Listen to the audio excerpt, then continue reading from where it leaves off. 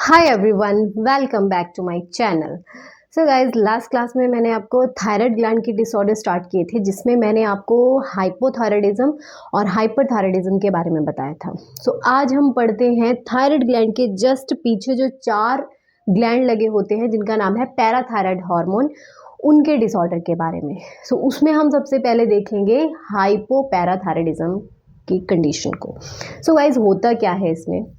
हाइपोपैराथायराइडिज्म एक बहुत ही rare disease condition है एंडोक्राइन सिस्टम की, जिसमें क्या होता है, जो पीटीएच हार्मोन है उसके सिक्रीशन और जो इसका एक्शन है वो इनएडिक्वेट हो जाता है, मतलब कम हो जाता है। होगा क्या? पीटीएच कम हुआ, उसका सिक्रेशन कम हुआ, उसका एक्शन कम हुआ। 2 कंडीशन वहां पे अराइज हो जाएंगी। ब्लड में कैल्शियम का लेवल बहुत डिक्रीज चला जाएगा, जिसको हम बोलते हैं हाइपोग्लाइसीमिया। ठीक है। एंड सेकंड थिंग, फॉस्फोरस का लेवल भी क्या हो जाएगा? कम हो जाएगा। फॉस्फोरस का लेवल इसमें बढ़ जाएगा, जिसको हम बोलते हैं हाइपरफॉस्फेटेमिया। तो गाइस, ये 2 कंडीशन हो सकती है किसकी वजह से? पीटीएच हार्मोन के डिक्रीज होने की वजह से। अब मैं बात करती हूँ इसके रिस्क फैक्टर कॉजेज की।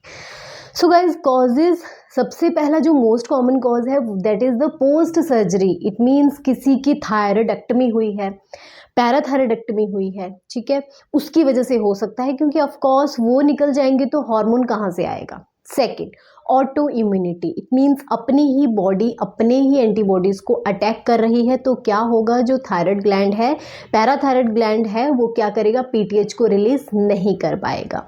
नेक्स्ट आते हैं गाइस, कुछ रेडिएशन थेरेपी होती है। रेडिएशन थेरेपी क्या करती है? जो हमारे पैराथायराइड हार्मोन ग्लैंड है उसको अच्छे से पीटीएच हार्मोन को रिलीज नहीं देती करने। नेक्स्ट आती है हाइपर मैग्नीसीमिया। इट मीन्स गाइस, जिस कंडीशन में मैग्नीशियम का लेवल ब्लड में बढ़ जाता है वो ऑटोमेटिकली हमारे पीटीएच हार्मोन की सिक्रीशन को कम कर देता है।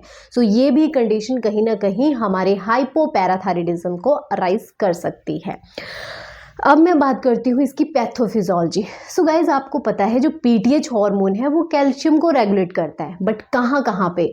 हमारी बोन्स में, हमारी किडनी में, हमारे इंटेस्टाइन में। तो होगा क्या? Due to any etiological factor, जितना भी किडनी, इंटेस्टाइन और बोन से जो कैल्शियम रेगुलेट होता था, स्टोर होता था, जिसकी वजह से हमारी बोन्स मजबूत रहती थी, मसल में वीकनेस नहीं आती थी। अब क्या होगा? वो सारी कंडीशन की वजह से पेशेंट को different different sign and symptom देखने को मिल जाएंगे। अब आते हैं साइन एंड सिम्टम के ऊपर। सो गाइज, सबसे पहले मैंने आपको बताया पीटीएच हार्मोन डिक्रीज होने की वजह से हाइपोकैल्सीमिया की कंडीशन आ जाती है। सो न्यूरोमस्कुलर सिम्टम, इरिटेबिलिटी वहाँ पे देखने को मिलेगी। पेशेंट को मसल वीकनेस हो जाएगी, मसल में टेंडरनेस हो जाएगी, टिंगलिंग सेंसेशन हो जाएगी। अब आते हैं इसके मेजर साइन के ऊपर। 2 साइन देखने को मिलते हैं। First one, this is the picture of Chvostek sign and this is the picture of Trousseau sign. So guys, Chvostek sign में क्या होता है, हम पेशेंट के फेस पे ऐसे टैप करेंगे, ठीक है।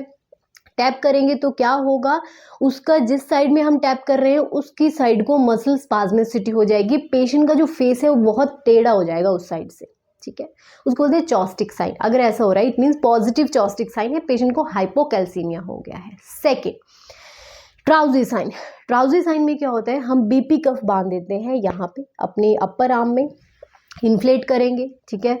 उसके बाद क्या होगा, जैसे ही इन्फ्लेट करेंगे पेशेंट का हाथ मुड़ जाएगा, लाइक ऐसे हो जाएगा, टर्न आउट हो जाएगा, ठीक है। अगर ये चीज़ हो रही है, इट मीन्स ट्राउजी साइन पॉजिटिव है, पेशेंट को हाइपोकैल्सीमिया की कंडीशन हो गई है। नेक्स्ट गाइज, इसमें साइकेट्रिक सिम्टम भी आते हैं, मेंटल सिम्टम भी आते हैं। डिप्रेसिव मूड हो जाता है, मूड स्विंग्स हो जाती है, इरिटेबिलिटी पेशेंट को बहुत ज़्यादा हो जाती है, ठीक है। अदर साइन की बात करूं, सो पेशेंट की जो स्किन है बहुत ज़्यादा ड्राई हो जाएगी, ब्रिटल नेल्स हो जाएंगे, ठीक है। पेशेंट को फटीग ज़्यादा रहेगी, वीकनेस बहुत ज़्यादा हो जाएगी, ठीक है। और ऑफ कोर्स बोन की डेंसिटी कम होने की वजह से बोन के फ्रैक्चर होने के चांसेस बढ़ जाएंगे। ये सारे सिम्टम आते हैं हाइपोपैराथायराइडिज्म में। कैसे डायग्नोज करोगे? सो ऑफ कोर्स हम इसमें क्या चेक करेंगे, पेशेंट का कैल्शियम लेवल जो कि लो मिलेगा, फॉस्फोरस का लेवल जो कि बढ़ा हुआ मिलेगा, ठीक है। मैग्नीशियम का लेवल भी हम चेक करेंगे, क्योंकि हमें पता करना है कि पेशेंट को कौन सी कंडीशन की वजह से हाइपोपैराथायराइडिज्म हो रहा है। ठीक है। बोन स्कैन हम कर सकते हैं, ईसीजी इसमें हम करेंगे। ईसीजी क्यों करेंगे? क्योंकि गाइस जो हमारा कैल्शियम है वो हमारे हार्ट में बहुत ज़्यादा क्रूशियल रोल प्ले करता है, ठीक है। मसल की स्पाज्मिसिटी करवा सकता है हाइपोक्लेसीमिया, और आपको पता है हार्ट में भी मसल्स होती है तो ऑफकोर्स उसमें भी इफेक्ट पड़ेगा। सो गाइस होगा क्या, जो हाइपोकैल्सीमिया है उसमें जो ईसीजी में चेंजेस आएंगे, this is the ECG changes for the hypocalcaemia. होगा क्या, इसमें जो क्यूटी इंटरवल है वो प्रोलॉन्ग हो जाएगा, ठीक है। नेक्स्ट हम बात करते हैं, इसमें बोन स्कैन हम कर सकते हैं, अल्ट्रासोनोग्राफी कर सकते हैं। क्यों? क्योंकि इंटेस्टाइन में भी दिक्कत आएगी, ठीक है। अब बात करते हैं इसके ट्रीटमेंट पे। सो गाइज ट्रीटमेंट में ऑफ कोर्स हम क्या देंगे? कैल्शियम ग्लूकोनेट देंगे, ठीक है।